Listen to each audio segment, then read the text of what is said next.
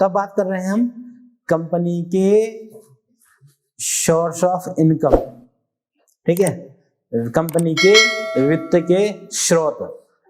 भाई आपको पता होना चाहिए ना कि कंपनी के आय के क्या स्रोत होते हैं, वित्त के क्या स्रोत होते हैं, किस तरह से कंपनी पैसा कमाती है।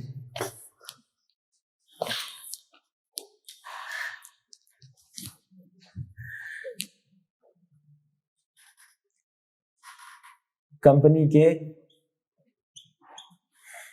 वित्त के स्रोत,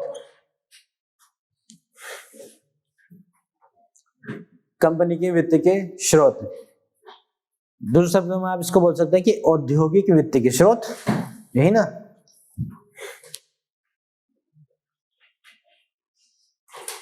औद्योगिक वित्त के स्रोत।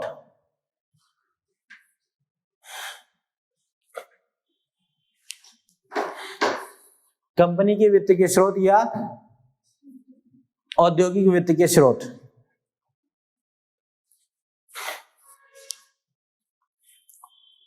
तो एक होता है कंपनी के पास आंतरिक स्रोत पैसा कमाने का, आंतरिक स्रोत,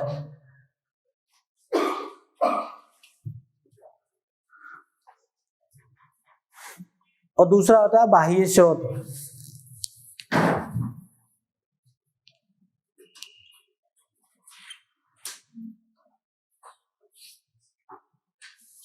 बाह्य स्रोत। अब आप कहोगे कि क्या खेल है, आंतरिक स्रोत बाह्य स्रोत। कंपनी तो जो प्रोडक्ट बनाएगी वो बेचेगी, नहीं। आंतरिक स्रोत से मतलब है वो कंपनी के शेयर, शेयर बेच के पैसा मिलता कि नहीं, निवेश मिलेगा कि नहीं, अरे बोलो भाई, शेयर। आंतरिक स्रोत से मतलब क्या है, वो शेयर। और बाह्य स्रोत से मतलब क्या है, वो जैसे मान लीजिए कोई बैंक कंपनी है, कंपनी संस्थान है, या तो वो अपना प्रोडक्ट बेचेगी, उससे जो मुनाफा होगा वो उसका सोर्स है, ठीक है। और दूसरे शब्दों में आप ये लिख सकते हैं कि ऋण पत्र, जिसको ऋण दिया, ठीक है, तो दूसरा क्या आ जाएगा, ऋण पत्र।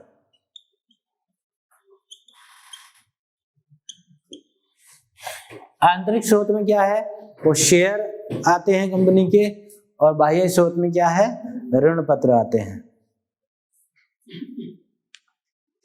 इसी को आप आंतरिक वित्त बोलते हैं।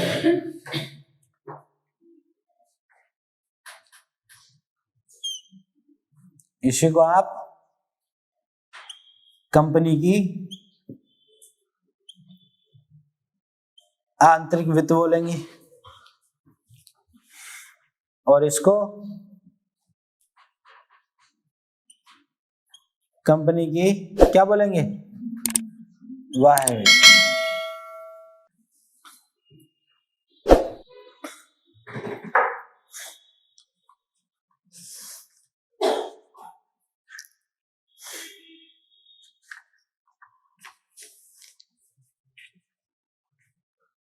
अब आंतरिक वित्त के भी अलग अलग भाग हैं, उन सभी भागों को पढ़ लेंगे। आंतरिक वित्त आखिर बना कैसे, इसकी बात कर लेंगे। तो आंतरिक वित्त में एक तो अधिकृत पूंजी, ऑथोराइज कैपिटल होती है,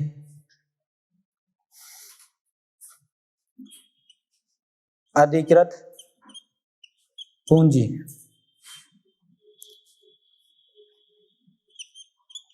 ऑथोराइज कैपिटल, अधिकृत पूंजी। दूसरा क्या, निर्गत पूंजी, कल बताया था कि नहीं, निर्गत पूंजी।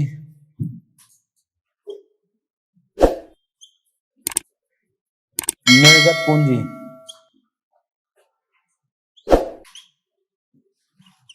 इशूड कैपिटल, और जारी की गई पूंजी। तीसरा है आवेदित पूंजी, सब्सक्राइब्ड कैपिटल।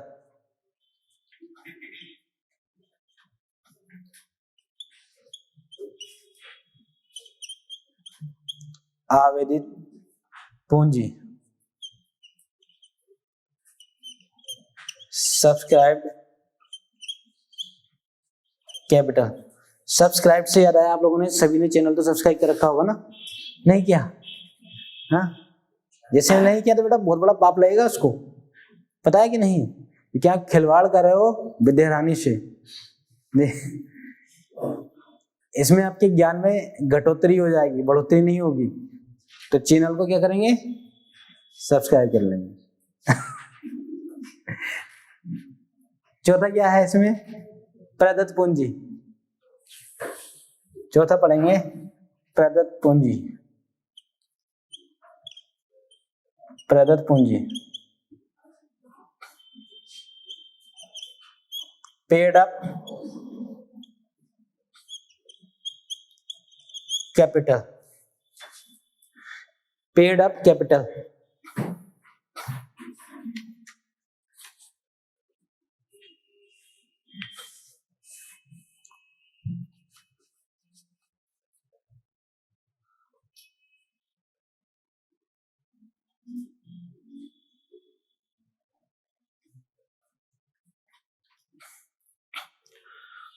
तो सभी पूंजियों के नाम से ही आप उसको डिफाइन कर लोगे अच्छे से, इसमें कोई दिक्कत नहीं होनी चाहिए। जैसे कल भी बताया था, अगर बात करें अधिकृत पूंजी की या ऑथोराइज कैपिटल की,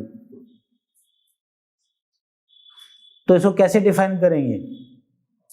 कल बताया था कि कंपनी अधिनियम के जो प्रावधान है उसके अनुसार जो प्रशासनिक संस्था है इसके द्वारा किसी कंपनी को कितने शेयर बेचने के लिए ऑथोराइज किया गया है,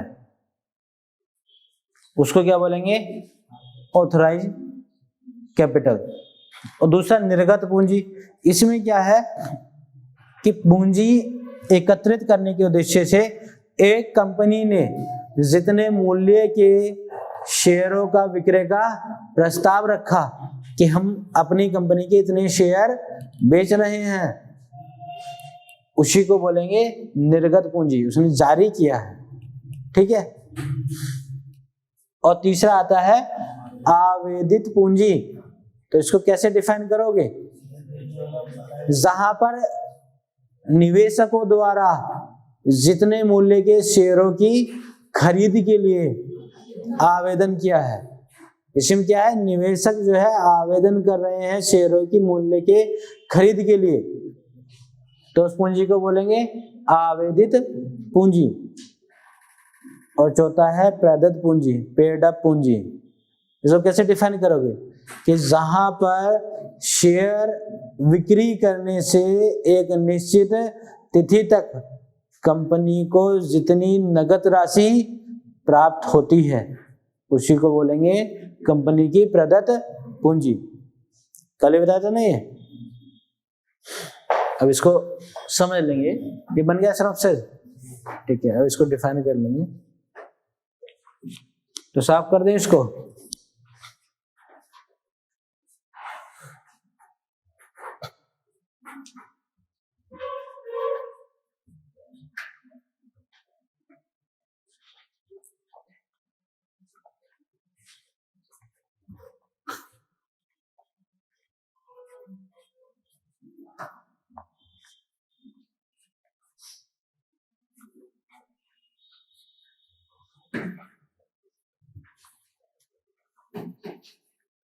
तो सबसे पहले पढ़ेंगे हम, इसको भी साफ कर लो।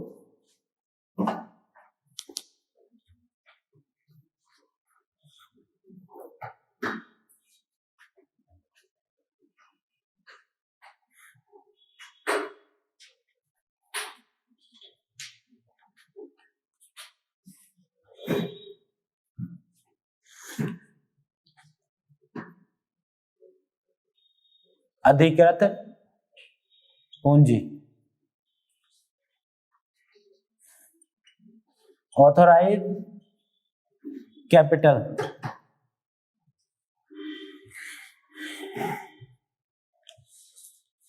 इसको कैसे डिफाइन करेंगे कि कंपनी अधिनियम के प्रावधानों के अनुसार।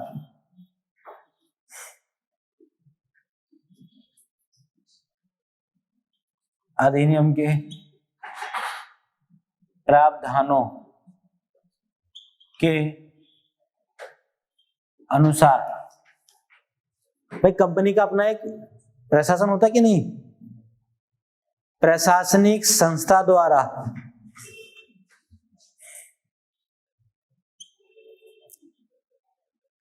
प्रशासनिक संस्था द्वारा एक कंपनी को शेयर विक्रय के माध्यम से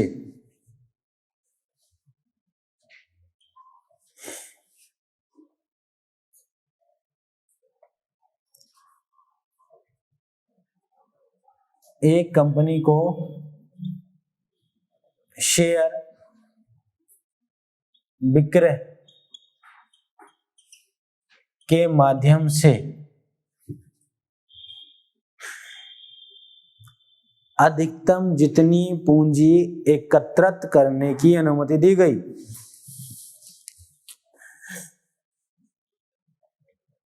अधिकतम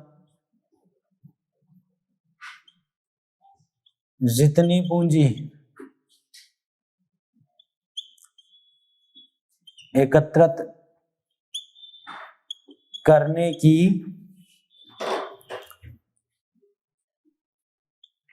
अनुमति दी गई है, उसे अधिकतम अधिकृत पूंजी कहते हैं। कहने का मतलब यह है कि जो कंपनी के अधिनियम के प्रावधान है और जो प्रशासनिक संस्था द्वारा एक कंपनी को शेयर के विक्रय से, जो मेन पॉइंट है इसमें वो क्या है कि एक कंपनी को शेयर विक्रय के माध्यम से अधिकतम जितनी पूंजी एकत्रित करने की अनुमति दी गई है। भाई एक कंपनी को शेयर विक्रय के माध्यम से अधिकतम जितनी पूंजी एकत्रित करने की अनुमति दी गई है उसी को बोलेंगे अधिकतम अधिकृत पूंजी। भाई ऐसा तो नहीं है अगर जो कंपनी के प्रावधान नहीं होते, प्रशासनिक संस्था नहीं होती तो कंपनी तो अपने पूरे 100% शेयर बेच देती, ठीक है, फिर कंपनी का मतलब ही क्या रह जाता। तो इसमें कुछ ना कुछ प्रावधान लागू किए गए कि नहीं आप जो है इतने शेयर बेच सकते हैं।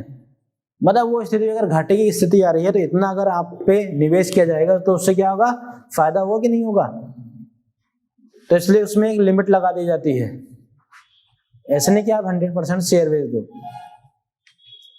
तो इसको लिख लेंगे अधिकृत पूंजी को।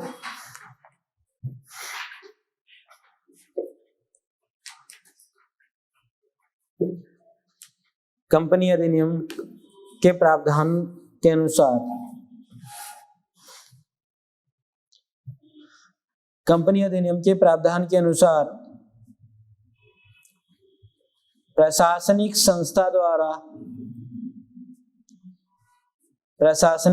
द्वारा एक कंपनी को शेयर विक्रय के माध्यम से अधिकतम जितनी पूंजी एकत्रित करने की अनुमति दी गई है, अधिकतम जितनी पूंजी एकत्रित करने की अनुमति दी गई है उसे अधिकतम अधिकृत पूंजी कहते हैं, उसे अधिकतम अधिकृत पूंजी कहते हैं।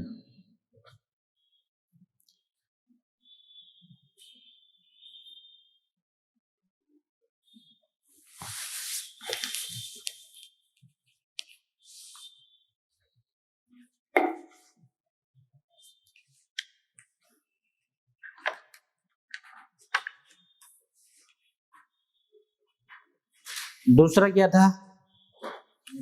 निर्गत पूंजी।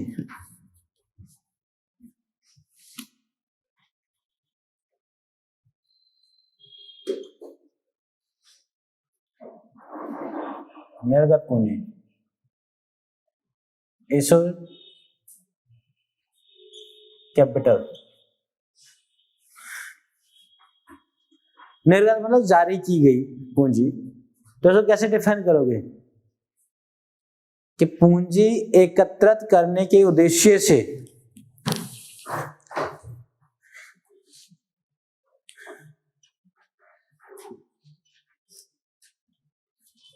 एकत्रित करने के उद्देश्य से एक कंपनी पूंजी एकत्रित तो करना चाह रही है। पूंजी एकत्रित करने के उद्देश्य से एक कंपनी ने जितने मूल्य के शेयरों के विक्रय का, एक कंपनी ने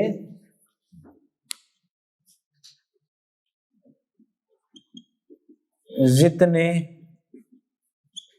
मूल्य के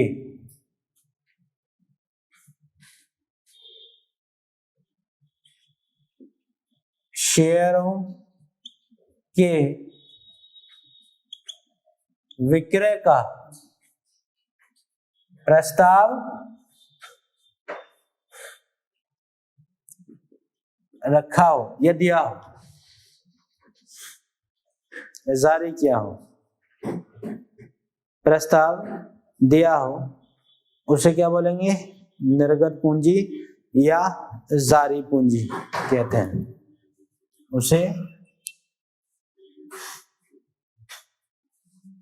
निर्गत या जारी पूंजी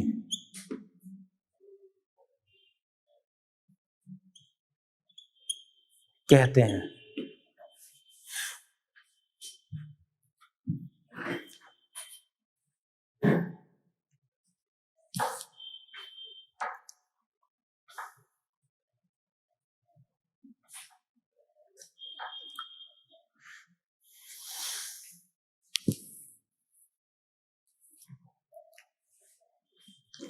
एक तो ये था अधिकृत पूंजी, दूसरा था निर्गत पूंजी, तीसरे स्टेप में आ जाएंगे यहां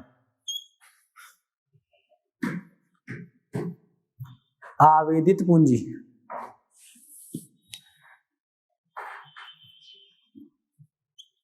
आवेदित पूंजी सब्सक्राइब्ड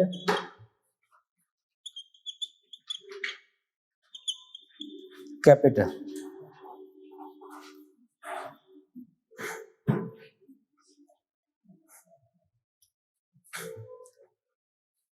भाई पहले स्टेप अधिकृत पूंजी और निर्गत पूंजी में क्या था? कंपनी का रोल था, कंपनी की तरफ से पहल हो रही थी। कंपनी के प्रशासन ने पहले क्या है कि कंपनी के शेयर बिक्री के माध्यम से जितनी अधिकतम पूंजी एकत्रित करने की अनुमति दी गई। ठीक है। दूसरे में क्या है? कंपनी ने उस शेयरों के विक्रय का प्रस्ताव जारी किया। ठीक है। अब क्या है? अब एंट्री हो जाएगी निवेशकों की या आवेदकों की। ठीक है। तो इसमें कैसे डिफाइन करेंगे आवेदित पूंजी को? कि निवेशकों द्वारा जितने मूल्य के शेयरों की खरीद के लिए आवेदन किया है। ठीक है। निवेशकों द्वारा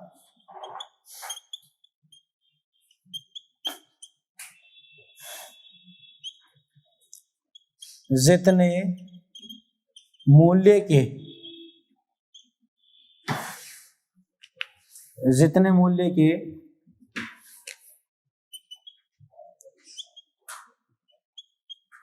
शेयरों की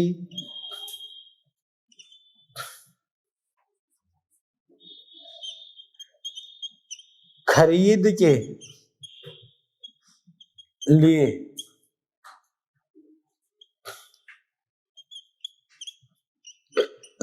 आवेदन किया है उसको बोलेंगे आवेदित पूंजी।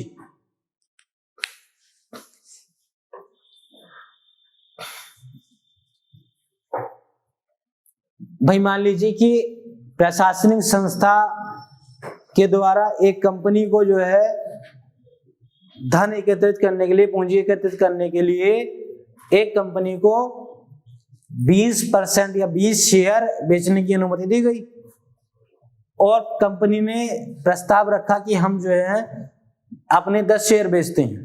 प्रस्ताव जारी किया, शेयरों की बिक्री का प्रस्ताव कि हम अपने 10 शेयर जारी करते हैं, बेचना चाहते हैं। और जो निवेशक है उसने कहा ठीक है, आप 10 जारी कर रहे हो, 10 में से मैं आपका 1 शेयर खरीद लेता हूं। तो उसने 1 शेयर के लिए आवेदन किया, 1 शेयर की खरीद के लिए आवेदन किया। तो जो आवेदन किया, जो पैसा लगाएगा, वह शेयर खरीदेगा तो पैसा लगाएगा, पूंजी लगाएगा, उसी को बोलेंगे कंपनी की आवेदित पूंजी। ठीक है। इसके बाद में आती है प्रदत्त पूंजी, पेड अप कैपिटल।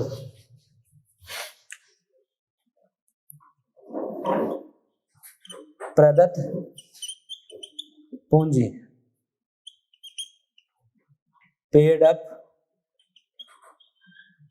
कैपिटल। अब प्रदत्त पूंजी को तो आसानी से डिफाइन कर लो कि नहीं। भाई कंपनी ने हमें शेयर बेचे थे, तो शेयर बिक्री करने से एक निश्चित तिथि तक कंपनी को जितनी नगद राशि प्राप्त होती है, ठीक है, उसी को बोलते हैं प्रदत्त पूंजी। शेयर बिक्री करने से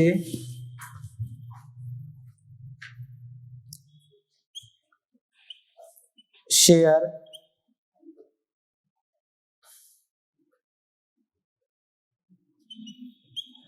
विक्रय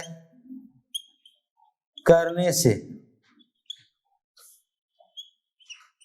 एक निश्चित तिथि तक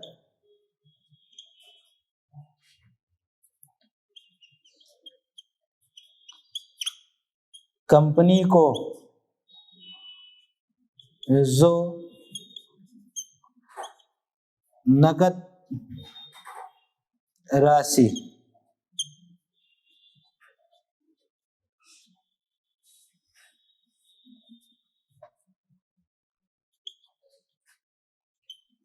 प्राप्त होती है, उसको क्या बोलेंगे?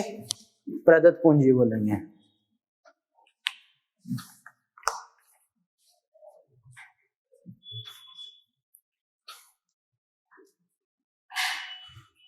तो समझ लीजिए ये कौन से टॉपिक में हम पढ़ रहे हैं? एक कंपनी की आंतरिक वित्तीय स्रोत में। पता है कि नहीं या भूल गए? तो कंपनी की आंतरिक वित्तीय स्रोत में हम पढ़ रहे हैं, आंतरिक वित्तीय स्रोत को पढ़ रहे हैं। तो उसमें कौन कौन से कितने स्रोत दिखाए हैं? 4 स्रोत दिखाए हैं, जिसमें पहला क्या है? अधिकृत पूंजी। और 4 स्रोत नहीं, 4 स्टेप कहेंगे तो अच्छा है, ठीक है। अधिकृत पूंजी, दूसरा निर्गत पूंजी, तीसरा आवेदित पूंजी और चौथा प्रदत्त पूंजी। अधिकृत पूंजी में क्या है कि वो कंपनी का प्रशासन कह रहा है, कंपनी को अनुमति दे रहा है कि आप इतने शेयर बिक्री करने के लिए अधिकृत हो, इतने शेयरों की बिक्री करने के लिए अधिकृत हो। निर्गत पूंजी में क्या है? कंपनी जितने शेयर बिक्री हेतु जारी करती है, प्रस्ताव रखती है। और आवेदित में क्या है कि जो निवेशक जितने शेयर कंपनी से खरीदना चाहता है, इसके लिए आवेदन करता है। और प्रदत्त पूंजी में कि जितने शेयर बिके उसके, उनसे जो पैसा प्राप्त हुआ, वो क्या है? प्रदत्त पूंजी। क्लियर हो गया? ठीक है, तो लिखोगे इसके बारे में। तो कहां तक लिखाए थे? हाँ, अधिकृत दिखाया था ना। हाँ, अब निर्गत पूंजी के भी अलग अलग भाग हैं, उसको डिफाइन कर लेंगे और इनको अलग डिफाइन कर लेंगे, अलग से और गहराई से समझ लेंगे, ठीक है। अभी सिनॉप्सिस में है, कल लिखा भी देंगे इसको और अलग से गहराई से इसको समझ भी लेंगे उदाहरण से। और मुझे नहीं लगता कि अब इससे आसानी से और भी बताया जाएगा। अब कोई ऐसा बच्चा है जिसको समझ में नहीं आ रहा, कि बिल्कुल समझ में नहीं आ रहा, फुल टॉस गई और क्लीन बोल्ड हो गई, ऐसा है कोई? अरे हो तो बताओ। आप लोग ना तो ये कहते कि समझ में नहीं आ रहा, और ना कुछ बताते हो। हाँ, बस मुस्कुराते रहते हो गौतम बुद्ध की मुद्रा में कि तुमको क्या पता है, जितना ज्ञान हमें है उतना तो है ही नहीं। लेकिन क्वेश्चन लिख लीजिए, महान मूर्ति।